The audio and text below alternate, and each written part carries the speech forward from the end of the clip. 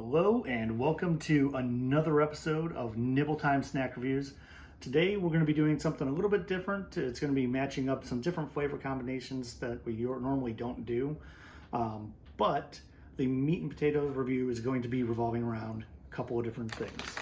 We have Slim Jims, fried pork rinds, Hog Wild. This also comes in a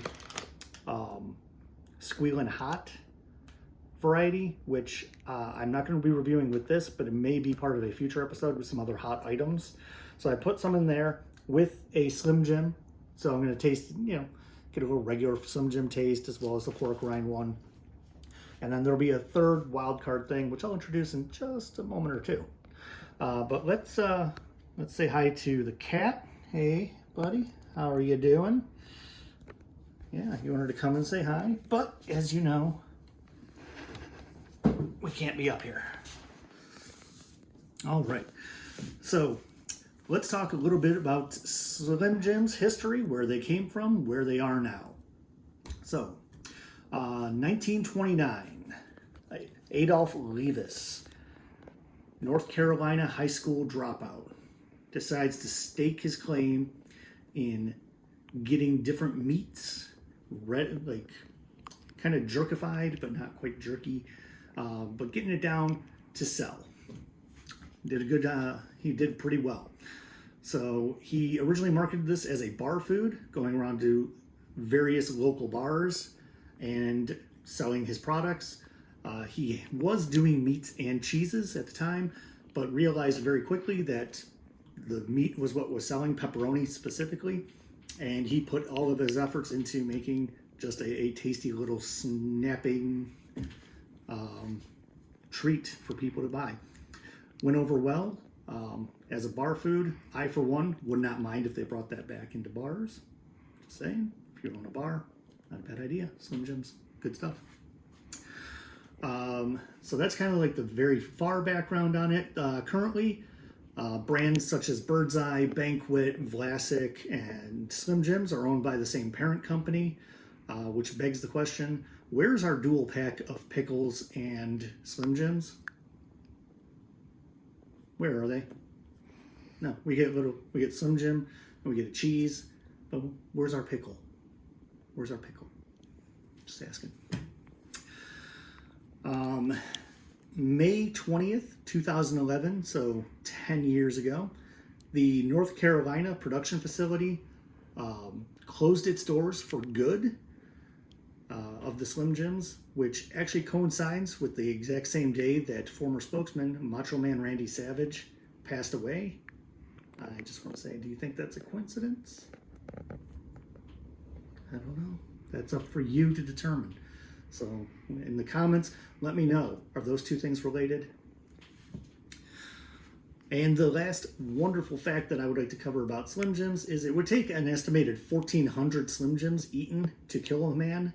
I know I, for one, am up for that challenge. I could probably eat maybe at least, 1,399. Be totally fine. So, but that is what I wanted to talk about a little bit with the pork rinds. Let's go into the flavor review here. Let's go ahead and grab one of these pork rinds.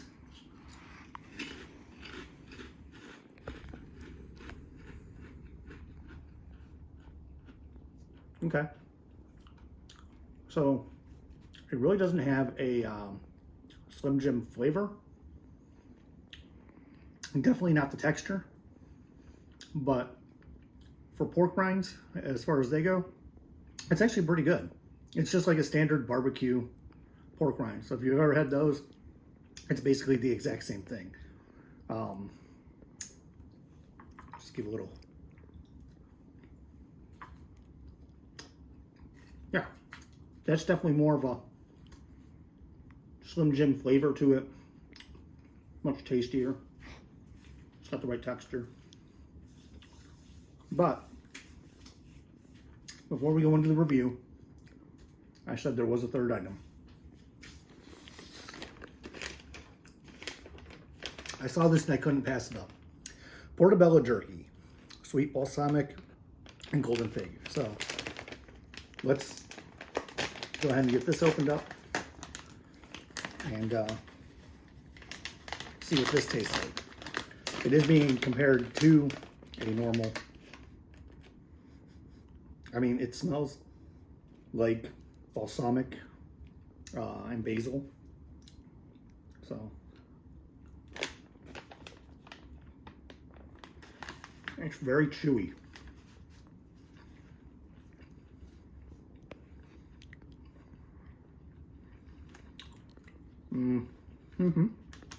So there's definitely mushroom, balsamic, with a hint of basil on it. More of a basil-y smell than there is to a flavor. I'm just going to say, unless you're a vegan, there's not a whole lot of upside to this. If you are a vegan, you'll probably really enjoy that. And it would give you a nice change of pace, I guess. But it does not stack up to what a Slim Jim would be. So let's go ahead and do a little bit of reviewing. The Slim Jim itself is not going to get a review.